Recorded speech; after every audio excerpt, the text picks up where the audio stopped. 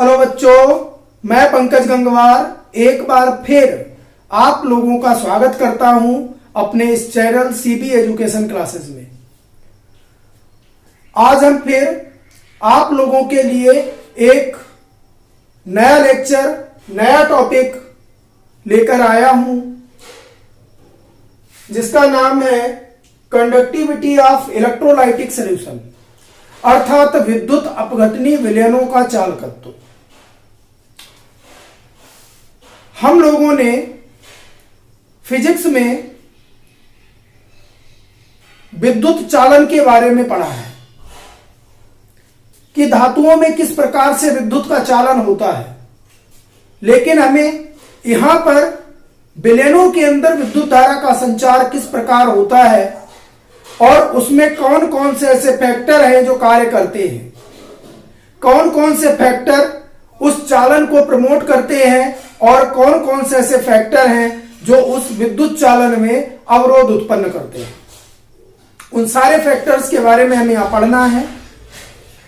तो सबसे पहले हम बात कर लेते हैं कि धातुओं में विद्युत धारा का चालन जो है वो मुक्त इलेक्ट्रॉन्स के कारण होता है, क्योंकि धातुओं के सरफेस पर जो फ्री इलेक्ट्रॉन्स होते हैं वो उसमें एक सिरे से दूसरे सिरे तक गति करते रहते हैं, जिसके कारण विद्युत धारा का संचार होता है।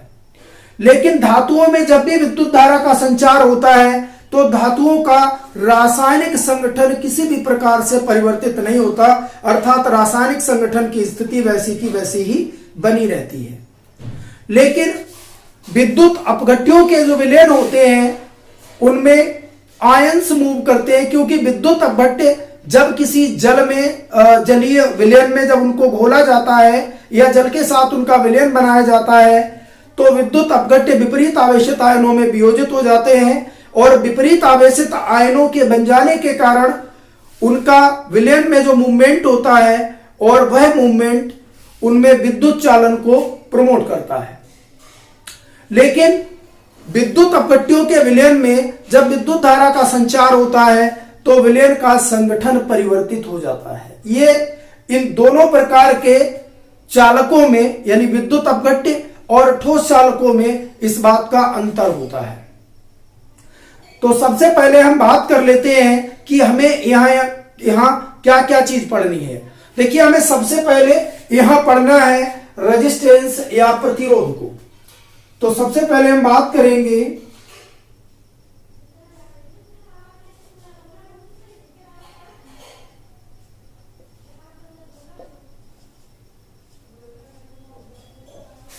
रेजिस्टेंस या प्रतिरोध।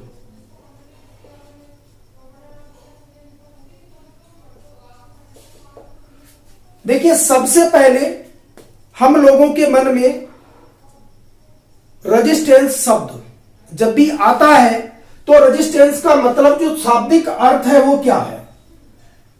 रेजिस्टेंस या प्रतिरोध शब्द का अर्थ होता है अवरोध उत्पन्न करना।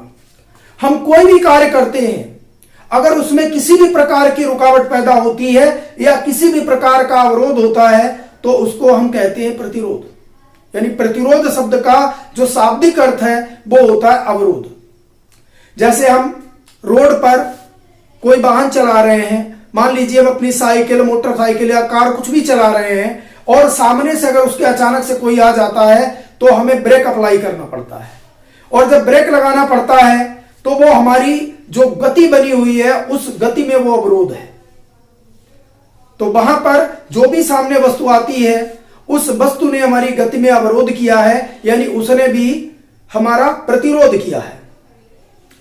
या रोड पर कहीं कहीं आप लोगों ने देखे होंगे कि ब्रेकर बनाए जाते हैं, यानी उतार चढ़ाव वाले कुछ उसमें जो है पट्टियां डाल दी जाती हैं, जिसपे 3-4 पट्टियां ऐसे करके डाली जाती हैं और गाड़ी जैसे मान लीजिए सिंपल ऐसे रोड पे चल रही है और 3-4 ऐसे करके ये बना दिए हैं। तो इनसे क्या होता है कि जब कोई वाहन ऐसे पास होता है तो यहां पर उसे स्पीड को कंट्रोल करना पड़ता है, क्योंकि ये स्पीड कंट्रोल के लिए ही बनाए जाते हैं ताकि आप लोग कुछ ऐसी खास जगह होती है जिन पर अपनी गति को आप कम कर सके।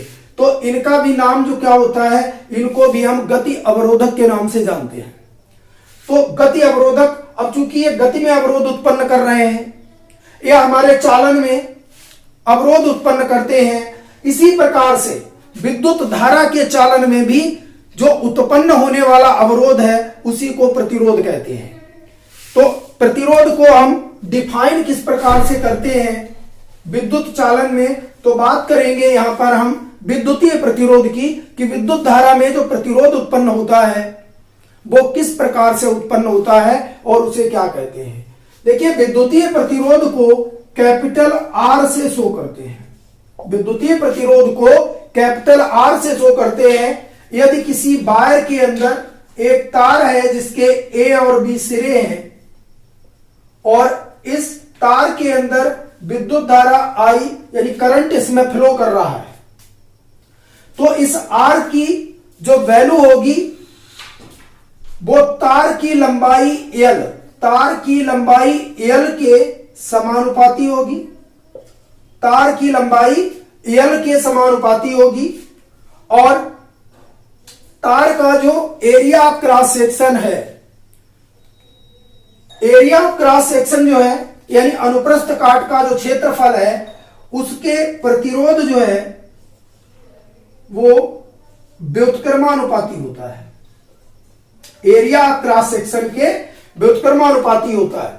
अर्थात अगर हमें करंट कहीं ज्यादा दूरी तक ले जाना हो तो ज्यादा दूरी तक करंट ले जाने के लिए हमें प्रतिरोध ज्यादा फेस करना होगा, यानी उस वायर में जो लगने वाला प्रतिरोध होगा वो ज्यादा होगा।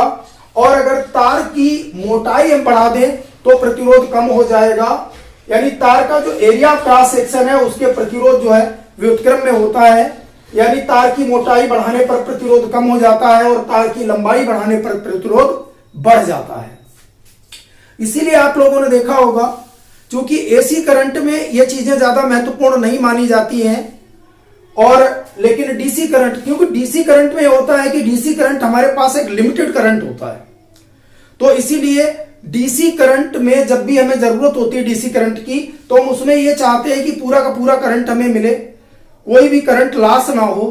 तो करंट लॉस ना होने के लिए हम वहां पर क्या करते हैं कि एक तो हम वहां पर लंबाई कम रखने की कोशिश करते हैं, और लंबाई कम रखने की कोशिश के साथ साथ डीसी में जो वायरिंग यूज की जाती है वो भी मोटा वायर, डीसी का काम कहीं भी हो तो वहां पर ज्यादातर मोटे तार का यूज करना ज्यादा उचित माना जाता है। और उसका एक ही रीजन होता है कि जब उचित मोटाई तार की होगी तो रेजिस्टेंस कम होगा, तार की लंबाई कम होगी, रेजिस्टेंस कम होगा, तो रेजिस्टेंस कम होगा तो करंट हमें पूरा का पूरा मिलता रहेगा, यानी जो भी हमारी इलेक्ट्रिकल एनर्जी है उसका ज्यादा लॉस नहीं होगा। तो अगर इन दोनों चीजों को हम देख लें तो यहां पर R की वैल्यू हो जाती है, यानी R जो है इसको हम ये लिख सकते हैं, ये प्रोपोर्शनल टू हो जाएगा L अपॉन A, और R proportional to L upon A हो जाएगा। और फिर इसको हम अगर यहां देख लें तो इसको हम लिख सकते हैं R is equal to rho L upon A। और यहां जो रो है ये एक ग्रीक वर्ड है, ग्रीक वर्ड है, और इसके लिए हम विशिष्ट प्रतिरोध भी कहते हैं। विशिष्ट प्रतिरोध तात्पर्य स्पेसिफिक रेजिस्टेंस भी इसको कहते हैं, या स्पेसिफिक रेजिस्टेंस या विशिष्ट प्रतिरोध, या इसको हम रेजिस्टिविटी यानी प्रतिरोधकता भी कहते हैं। तो यहां पर R प्रतिरोध है, L तार की लंबाई है, और A इसका अनुप्रस्थ काट का क्षेत्रफल है तार का, रो इसमें विशिष्ट प्रतिरोध या इसके लिए हम प्रतिरोधकता भी कहते हैं। वैसे जो IUPAC पद्धति है उसके अनुसार इसे प्रतिरोधकता कहना ही ज्यादा उचित होता है। इसके बाद फिर आगे हम बात करते हैं कि R का यूनिट क्या होता है। तो देखिए R का जो यूनिट होता है ये एक ग्रीक वर्ड ओम के रूप में लिखा जाता है, यानी R की जो यूनिट होती है वो इस तरीके से ओम लिखा जाता है।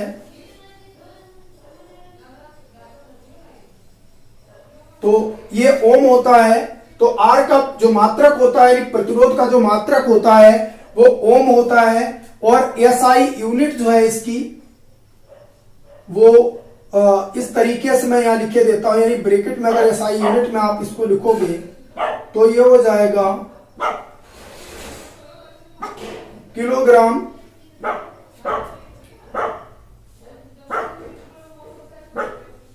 मीटर साइमन क्यूब ए स्क्वायर। और इसमें जो है एम स्क्वायर, तो ये जो एसआई पद्धति के अनुसार है, ओम की वैल्यू किलोग्राम मीटर स्क्वायर पर साइमेंस स्क्वायर और पर साइमेंस क्यूब, और ए यानी एम्पियर स्क्वायर होता है। इसके बाद फिर हम बात कर लेते हैं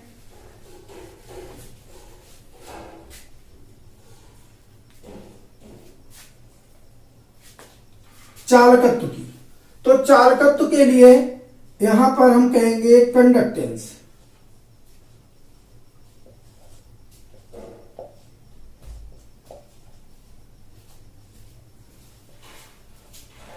कंडक्टेंस या फिर इसको कह लेंगे हम चालकत्व। चालकत्व, तो चालकत्व को जो है वो मोस्टली जी से शो करते हैं, इसको जी से डिनोट किया जाता है चालकत्व को या कंडक्टेंस को। और कंडक्टेंस की जो वैल्यू होती है वो 1/r के इक्विवेलेंट होती है। 1/r के इक्विवेलेंट होती है, यानी चालकत्व जो होता है वो प्रतिरोध का व्युत्क्रम होता है। चालकत्व प्रतिरोध का व्युत्क्रम होता है। तो इसके लिए अगर हम R की वैल्यू यहां पर पुटअप कर दें तो हम यहां इसको लिख सकते हैं 1/ρ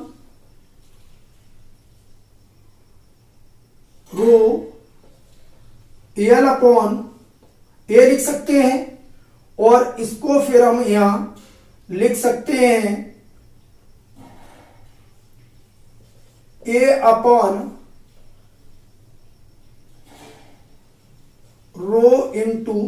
L। तो G की वैल्यू क्या हो जाती है A/ρ L, और G जो है वो A/ρ,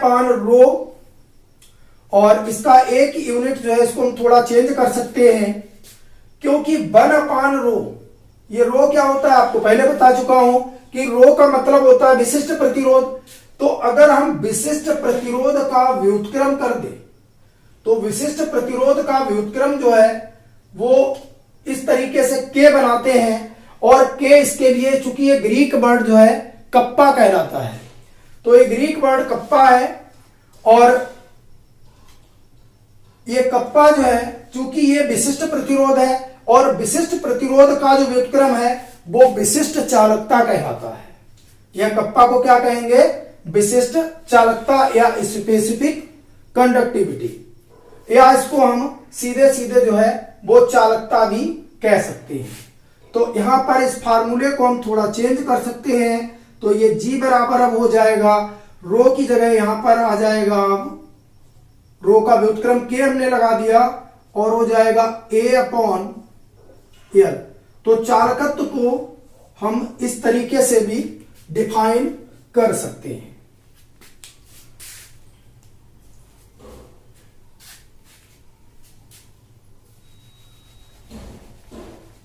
तो कप्पा जो है यहां पर विशिष्ट चालकत्व है, और इसके बाद अब हम आगे बात करने वाले हैं कि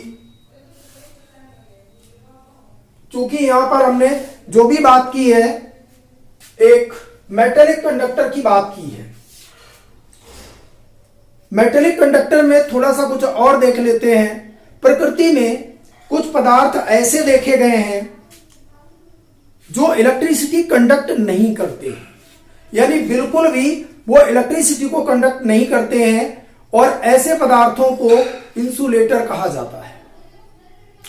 जैसे जब बिजली के तार जहां पर खिंचाव होता है, पोल टू पोल जब खिंचाव करते हैं, तो बीच में कुछ चीनी मिट्टी की प्लेट वगैरह लगाई जाती हैं और उनको जनरली हम लोग जो है केवल इंसुलेटर नाम दे देते हैं, या घर में फ्यूज सॉकेट जो होते हैं उन पे भी चीनी मिट्टी वगैरह उसका जो है मजबूत सी एक वो स्ट्रिप लगी होती है, तो ये इंसुलेटर की तरह वर्क करते हैं। तो इसमें हम बहुत सारी चीजों को मान सकते हैं। मोस्टली ये नॉन मेटल होती हैं, इसके अलावा चीनी मिट्टी है, प्लास्टिक वगैरह है, पीवीसी है, तो ये सारी चीजें इस टाइप की इंसुलेटर होती हैं। इसके बाद धातुएं और मिश्र धातुएं इलेक्ट्रिसिटी की अच्छी चालक होती हैं। इसके अलावा कुछ मेटल या कुछ पदार्थ ऐसे भी होते हैं जो हाइपर कंडक्टिविटी शो करते हैं, और हाइपर कंडक्टिविटी जो शो करने वाले पदार्थ हैं इनमें जो रेजिस्टेंस होता है, यानी इनकी रेजिस्टिविटी जो होती है ये बिल्कुल शून्य होती है, और इनकी जो चालकता होती है वो अनंत होती है। यानी अनंत चालकता के जो कंडक्टर होते हैं उनको सुपर कंडक्टर कहा जाता है, क्योंकि यहां पर रेजिस्टिविटी 0 होती है। इसके बाद कुछ पदार्थ ऐसे भी होते हैं कि जो मॉडरेट कंडक्टिविटी शो करते हैं। मॉडरेट कंडक्टिविटी शो करने का मतलब यह हुआ कि इनकी चालकता ना तो चालकों के समान होती है और ना ही ये इंसुलेटर की तरह वर्क करते हैं। तो ऐसे पदार्थ जिनकी चालकता इंसुलेटर और कंडक्टर के बीच होती है उन्हें हम सेमी कंडक्टर या अर्धचालक भी कहते हैं। तो अर्धचालकों का एक वर्ग है जिसमें सिलिकॉन है, जर्मेनियम है, गैलियम है। तो इस तरीके के जो तत्व होते हैं ये सेमी कंडक्टर की तरह यूज होते हैं।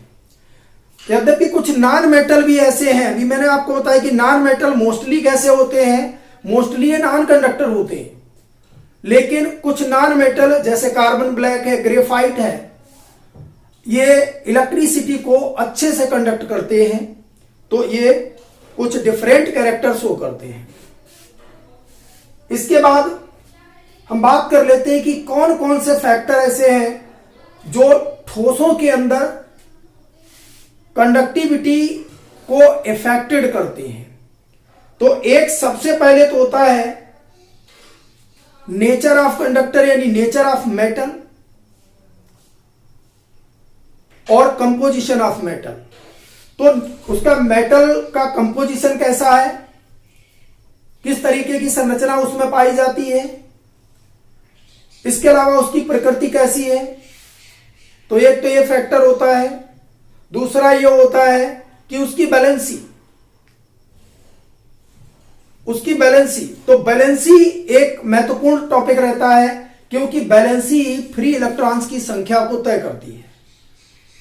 तो बैलेंसी इनकी चालकता को प्रभावित करती है। इसके बाद तीसरा इसमें होता है कि जो भी मेटेलिक कंडक्टर होते हैं उनमें जो चालकता होती है वो टेम्परेचर बढ़ने के साथ घट जाती है। इसीलिए आप लोगों ने देखा होगा कि गर्मी के दिनों में जो लाइट व्यवस्था है वो थोड़ी गड़बड़ हो जाती है, क्योंकि गर्मी के दिनों में क्या होता है कि जो वायर होते हैं जिनसे इलेक्ट्रिसिटी कंडक्ट करती है और हम लोगों के घरों तक आती है, तो वो धीरे धीरे गर्म पड़ने लगते हैं। तो जब वो गर्म पड़ने लगते हैं तो लाइट की ट्रिपिंग हो जाती है, यानी कहीं कोई फॉल्ट हो जाना, कहीं कोई फ्यूज उड़ जाना, कहीं कोई तार अलग हो जाना। तो ये सारी व्यवस्थाएं उस समय गड़बड़ होने लगती हैं और ताप बढ़ने से जो मेटेलिक कंडक्टर हैं उनकी कंडक्टिविटी कम हो जाती है। इसके बाद हम लोग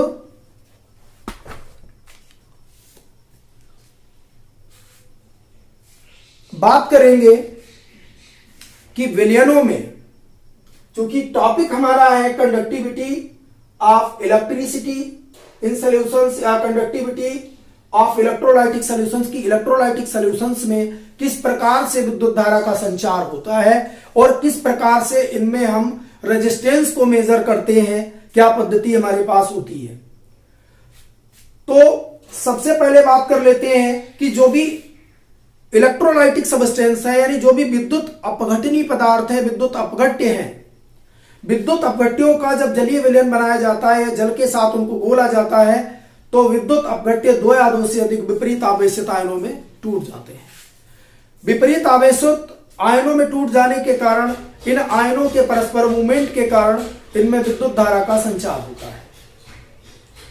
तो विलयनों का जो चालकत्व होता है वो डिपेंड करता है number of ions present in solution, यानी आयनों की सांद्रता बढ़ने के साथ किसी भी विलयन की कंडक्टिविटी बढ़ जाती है।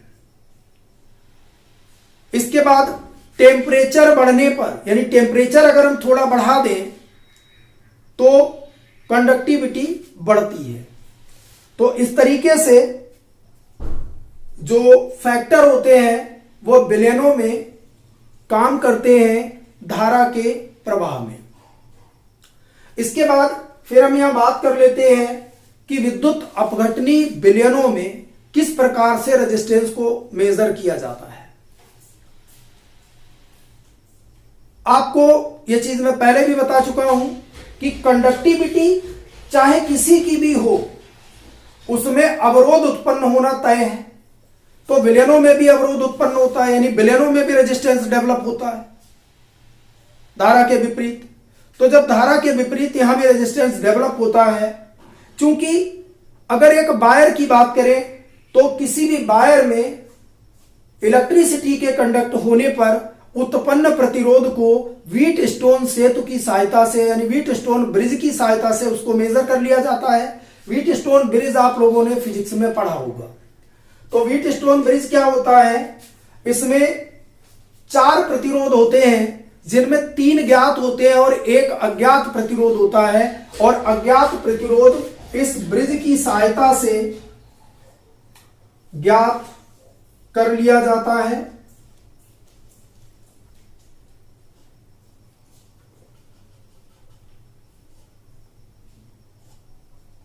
इसकी जो स्ट्रक्चर मैं बना रहा हूं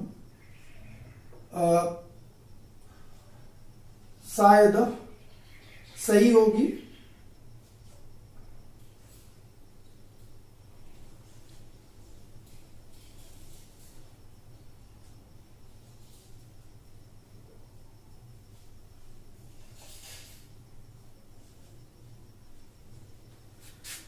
तो इस तरह से ये व्हीट स्टोन ब्रिज की स्ट्रक्चर होती है, और इसमें प्रतिरोध होते हैं P, Q, R और S। इसमें S जो है इसके लिए शंट या अज्ञात प्रतिरोध, अननोन रेजिस्टेंस बोलते हैं।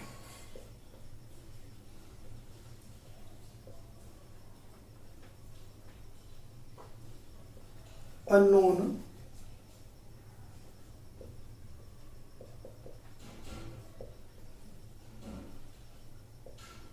अननोन रेजिस्टेंस इसको बोलते हैं। तो इसका सिस्टम ये होता है कि किसी वायर में जब हमें उसका प्रतिरोध ज्ञात करना होता है तो उस वायर को हम यहाँ व्हीट स्टोन सेतु से कनेक्ट करते हैं, और कनेक्ट करने के बाद यहाँ 3 प्रतिरोध हमें ज्ञात होते हैं और 1 प्रतिरोध जो कि अज्ञात है, तो उसको हम इस फार्मूले की सहायता से, यानी P upon Q equal to R upon S की सहायता से इसे हम ज्ञात कर लेते हैं। परंतु विद्युत अपघटनीय विलयनों में इस तरीके की, यानी इस तरीके से प्रतिरोध ज्ञात करने की कोई व्यवस्था नहीं होती है। विद्युत अपघटनीय विलयनों का प्रतिरोध ज्ञात करने के लिए 2 समस्याएं सामने आती हैं। तो पहले हम उन समस्याओं की बात कर लेते हैं।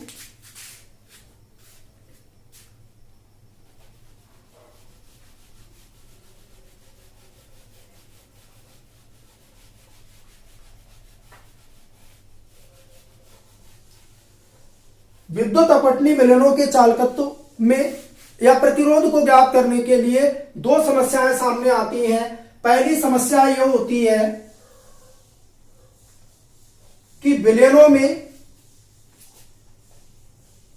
डीसी करंट, विलेनों में डीसी करंट फ्लो कराने पर, यहां व्हीटस्टोन ब्रिज में यहां तो हम डीसी करंट फ्लो करा लेते हैं, क्योंकि डीसी करंट जब किसी वायर में फ्लो करती है तो वायर का या मेटल का कंपोजिशन चेंज नहीं होता, तो वहां कोई समस्या नहीं है, व्हीटस्टोन ब्रिज से इसको हम कनेक्ट कर लेते हैं।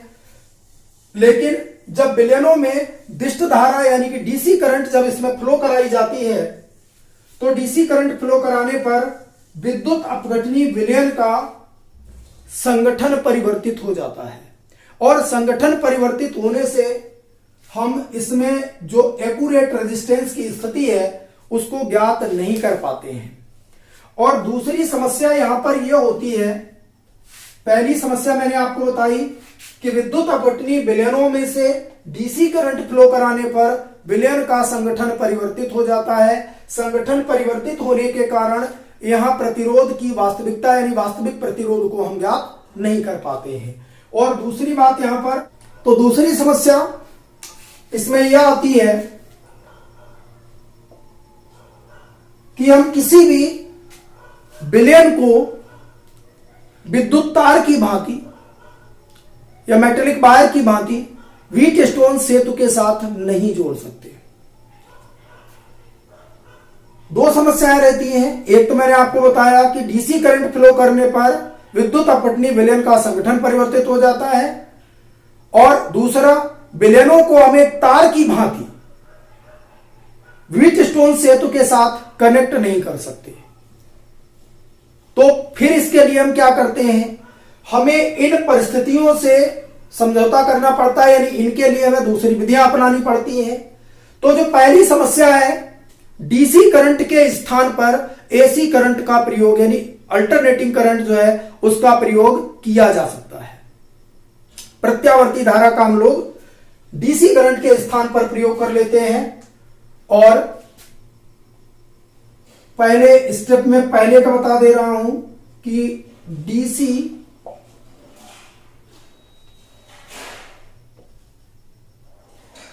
चेंज इनटू एसी, तो डीसी को हम एसी में कन्वर्ट कर लेते हैं। और दूसरी जो समस्या होती है कि तार की भांति किसी भी विलयन को हम सीधे व्हीटस्टोन सेतु से कनेक्ट नहीं कर पाते हैं, तो इसके लिए विशेष प्रकार से डिजाइन किए हुए एक चालकता सेल का उपयोग किया जाता है। विशेष प्रकार से डिजाइन किए हुए एक चालकता सेल का उपयोग किया जाता है, और इसके पश्चात हम यहां पर जो विलयनों का जो प्रतिरोध है, अज्ञात प्रतिरोध है जो विलयनों में लग रहा है करंट फ्लो के समय, तो उसको हम ज्ञात कर लेते हैं। तो आज आप लोगों के लिए इतना ही। प्लीज अगर टॉपिक अच्छा लगा हो तो सब्सक्राइब करें, लाइक शेयर और कमेंट करें। धन्यवाद। अगले एक लेक्चर में दोबारा मिलेंगे।